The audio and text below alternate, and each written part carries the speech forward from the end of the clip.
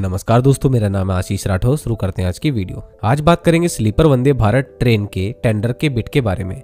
पिछली वीडियो में हमने बात करी थी आखिर कैसे 200 new sleeper Vande Bharat train की जो बिड है, जो कि 72,000 करोड़ रुपए की होने वाली थी, उसमें 5 बिडर्स ने पार्टिसिपेट किया था। पहला बिडर था सीमेंस प्लस BEML और दूसरा Medha engineering plus Swiss Stadler rail, third Russian Transmash holding plus Indian railway construction arm RVNL और fourth Titagarh wagon limited plus BHEL, जो कि अपने आप में ही पूरी तरीके से इंडियन कंपनी है दोनों। और फिफ्थ पे अकेले एल्स्टॉम ने। यहाँ पर बात तय हुई थी कि फर्स्ट लोएस्ट बिडर को 120 ट्रेन को लातूर रेल कोच फैक्ट्री में बनाना है और सेकंड लोएस्ट बिडर जो है वो 80 ट्रेन बनाएगा ICF में। ऐसा इसलिए किया गया क्योंकि पिछले कुछ ऑर्डर्स के एक्सपीरियंसेस उनके ऐसे रहे हैं मिनिस्ट्री ऑफ रेलवे के। उन्होंने जाना है कि किस तरीके से अगर एक ही बिडर को अगर चुनते हैं तो टाइम में डिले हो जाता है और वक्त पर चीजें नहीं मिल पाती हैं, और अगर 2 बिडर चुनेंगे तो एक बिडर लेट हो गया तो दूसरा बिडर टाइम पर हमें ट्रेन सेट प्रोवाइड करा देगा। अब आखिरकार सामने आ चुका है कि फर्स्ट और सेकंड लोएस्ट बिडर कौन है। फर्स्ट लोएस्ट बिडर है Russian based Transmash holding TMH plus Indian railway construction arm rail Vikas Nigam limited, joint venture है इनका, और इनकी बोली के मुताबिक 120 करोड़ रुपए पर ट्रेन सेट का इन्होंने रेट दिया है। और अब ये ऑर्डर जो है ये भी दोस्तों अब 58,000 करोड़ रुपए का आ चुका है। इतना इसमें कमी आ गई है। अब यहाँ पर सेकंड लोएस्ट बिडर जो है वो है BHEL plus Titagarh wagon limited. मुझे खुशी है कि इसमें इनका नाम आ गया है क्योंकि ये पूरी तरीके से इंडियन कंपनियां हैं। टीटागढ़ वैगन लिमिटेड बहुत ग्रो कर रही है इस वैगन और न्यू एज ट्रेन के कोचेस बनाने की फील्ड में। इन्होंने जो रेट दिया है वो 139.8 करोड़ रुपए पर ट्रेन सेट का दिया है।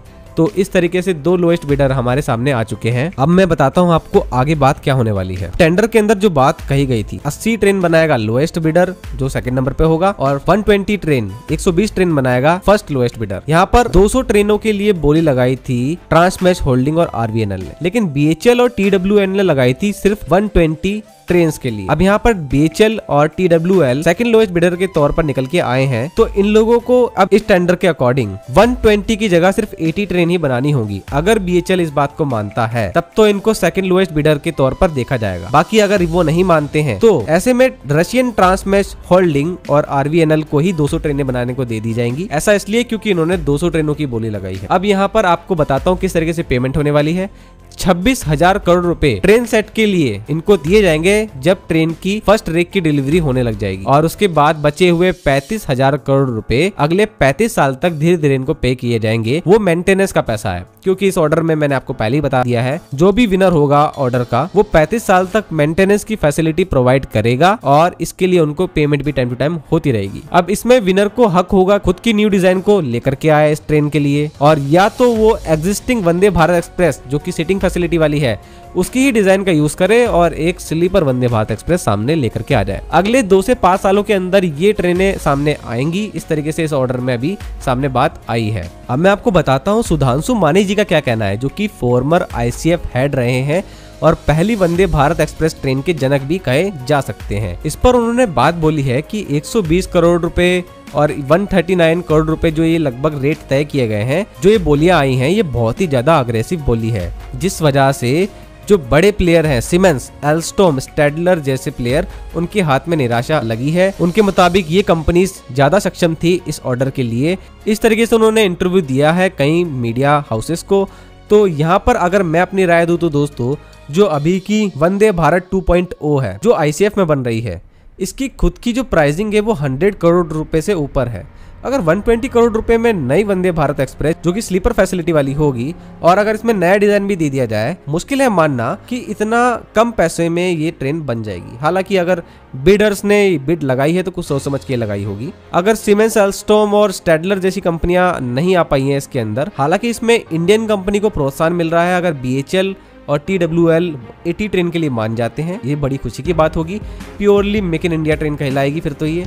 और अगर रशियन बेस्ड TMH और RVNL भी अगर इसको बनाते हैं तो इसमें भी RVNL का अच्छा खासा हाथ रहने वाला है। तो कहीं ना कहीं इंडियन इंजीनियर्स को बहुत ज़्यादा सीखने को मिलेगा, उनको ट्रेनिंग मिलेगी और ट्रेन सेट के मामले में और ज़्यादा हम अपनी R&D बढ़ा पाएंगे। तो कुछ इस तरीके से मेरे को ये लगता है।